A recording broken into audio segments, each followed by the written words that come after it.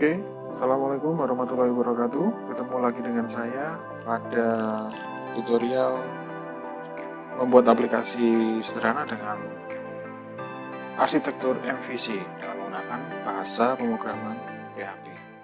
Baik, pada video sebelumnya kita sudah bisa membuat aplikasi untuk menampilkan daftar barang dari database dengan menggunakan query select. Dan kita juga sudah melakukan modifikasi terhadap tampilan. Kita gunakan framework Bootstrap, CSS, dan JavaScript. Ya, pada video kali ini kita akan melanjutkan aplikasi kita dengan menambahkan fitur insert, update, dan delete terhadap barang yang sudah kita bisa tampilkan.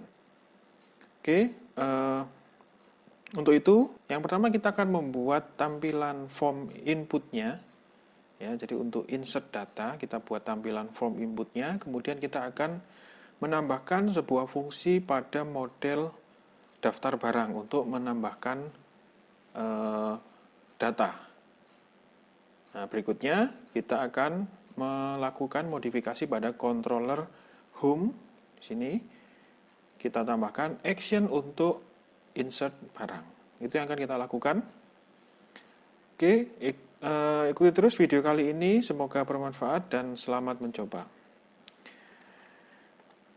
Oke, yang pertama kita, sebelumnya saya ingin menambahkan beberapa pelengkap menu di sini ya, di atas ini. Kemarin kita sudah buat di header.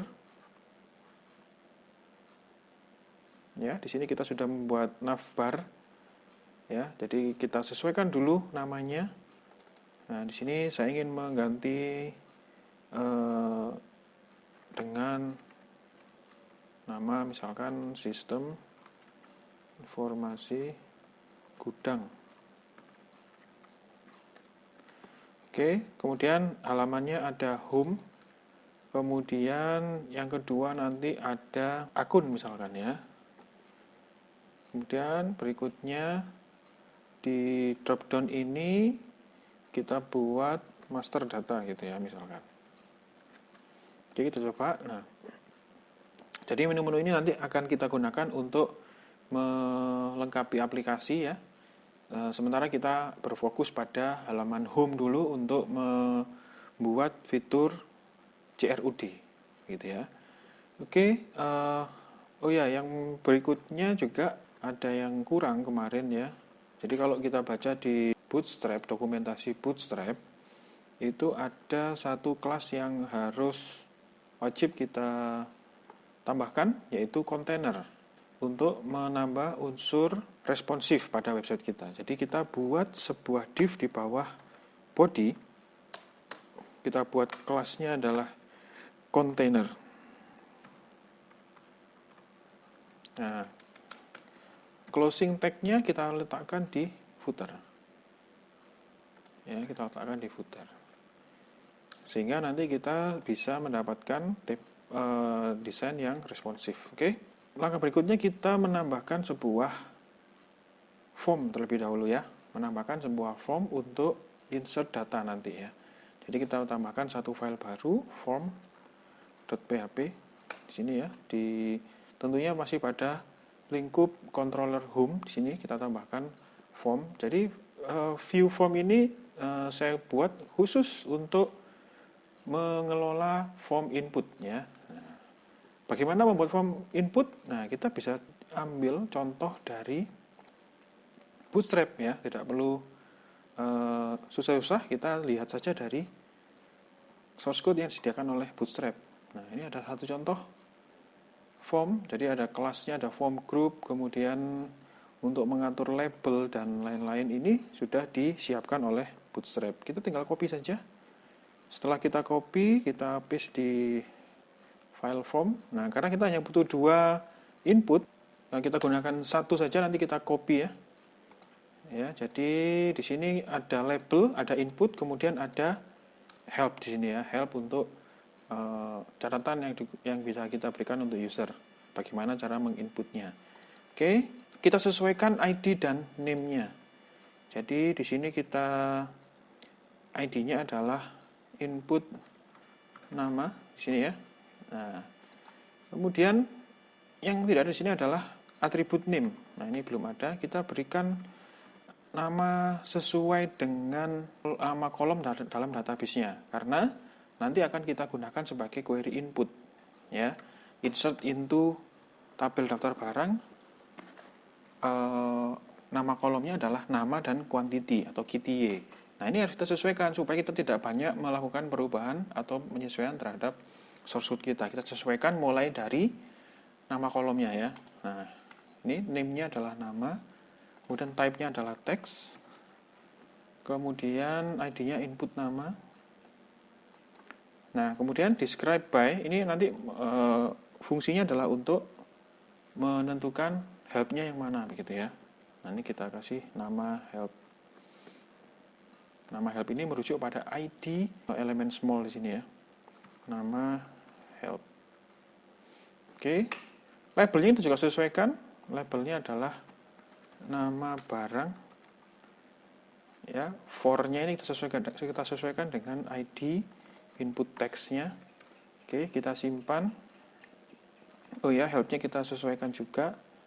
Isikan nama barang. Oke. Kemudian tombolnya kita ganti menjadi simpan. Oke, ini form sudah kita sesuaikan satu input untuk nama. Kemudian berikutnya kita buat lagi untuk quantity, jumlah ya. Nah, kita sesuaikan di sini input, tinggal mengubah nama ID-nya gitu ya. Nah, ini kita sesuaikan quantity ya. Input jumlah.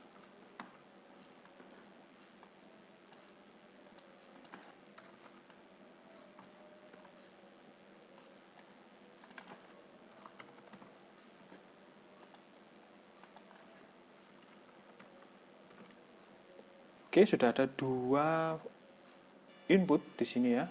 Nah, berikutnya yang harus kita lakukan adalah mengisikan atau mendefinisikan action pada formnya, karena kita perlu mengarahkan form ini pada saat di submit itu harus dilarikan atau harus dikirim ke controller yang mana gitu ya. Nah, kita gunakan echo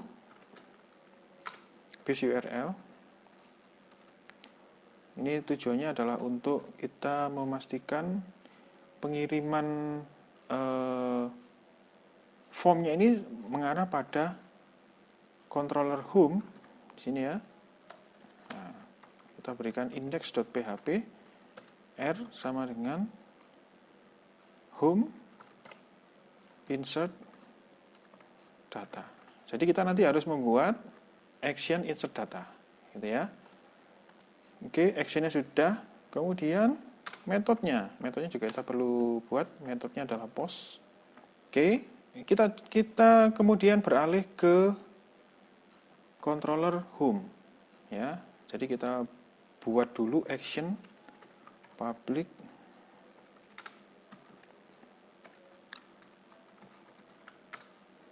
insert barang. Oke, kita coba dulu saja ya. Meload formnya.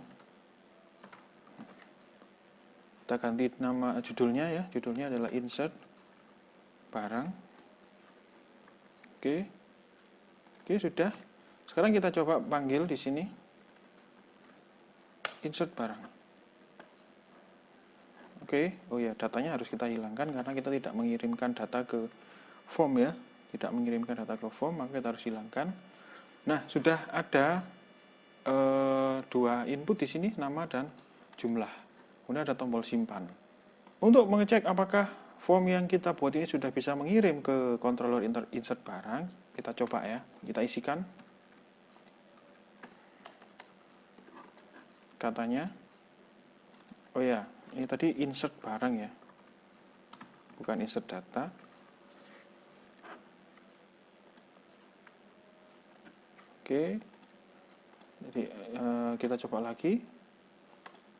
Oke, nah jadi form ini sudah mengirimkan ke controller home pada action insert barang. Sekarang kita coba tangkap apa yang dikirimkan oleh user dengan cara kita cek dulu if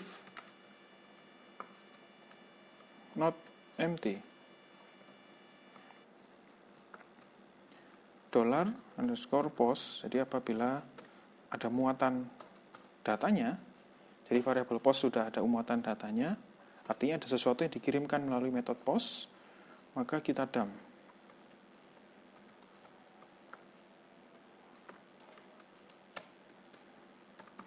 Oke. Sekarang kita coba lagi. Jumlahnya 100. Seperti ini ya. Kita post, nah sudah masuk. Jadi sudah bisa ditangkap bahwa ada dikirimkan nama dan quantity yang tipenya string. Oke. Nah, berikutnya adalah kita harus mengolah apa yang dikirimkan oleh user ini untuk dimasukkan ke database. Oke, tentunya caranya adalah kita harus menambahkan sebuah fungsi di daftar barang, kelas daftar barang, ya, model daftar barang. Sehingga nanti harapannya kita bisa panggil dengan menggunakan instansi yang sudah kita buat, yaitu df. Misalkan kita buat nama fungsinya adalah tambah barang gitu ya, tambah barang. Parameternya tentu kita isikan langsung array saja ya. Apa arraynya ya? Array dari form yang dipost oleh user. Karena tadi isinya adalah nama dan quantity, ini otomatis sudah sesuai dengan nama kolomnya. Nah, berikutnya kita buat fungsi tambah barang di kelas daftar barang. Jadi kita buat fungsinya public tambah barang. Parameter inputnya adalah param, gitu ya. Kemudian kita buat query-nya.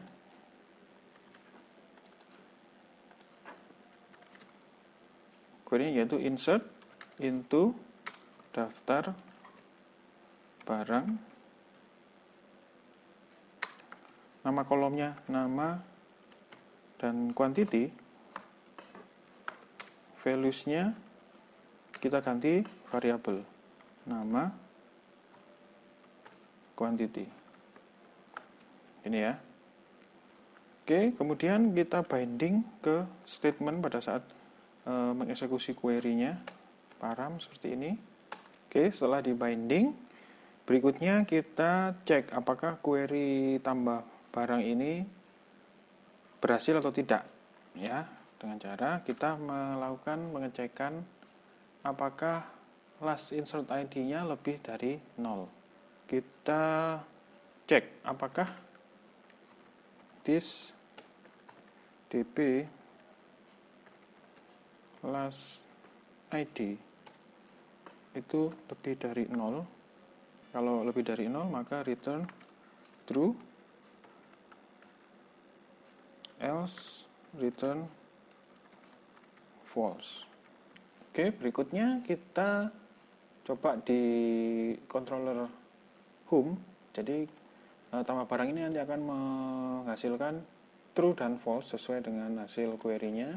Kemudian kita ingin pada saat query berhasil menambahkan barang, maka kita ingin ditampilkan halaman list barang, ya, yaitu dengan cara kita cek dulu apakah ini sukses, ya. Kalau tambah barangnya sukses, maka dilanjutkan dengan header location titik 2, kemudian base URL. Ini alamat URL untuk controller home pada action list barang, gitu ya. Jadi index.php r sama dengan home list barang, seperti ini ya. Titik koma, kemudian kita exit. Oke, kita coba.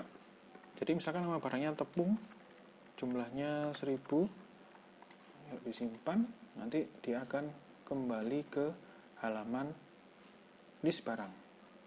Nah, kita juga perlu menambahkan link ya, URL ke form tambah barang pada tombol ini, gitu ya.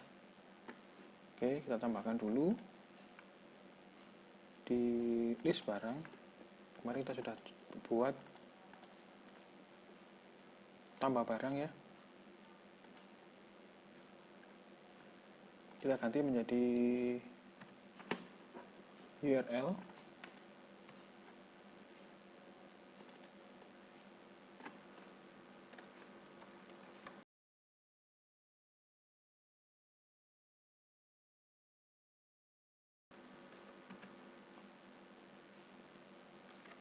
Oke, kita refresh. Kita tambahkan jarak di antara tombol dengan tabel. Oke, jadi kalau diklik nanti dia akan lari ke form tambah barang. Nama barangnya misalkan kita tambahkan kelapa. Nah, ini kuantitinya 0. Kemudian kita tambahkan lagi misalkan jeruk. Nah, ini sudah masuk. Begitu untuk insert ya. Berikutnya kita akan mencoba membuat fungsi untuk update.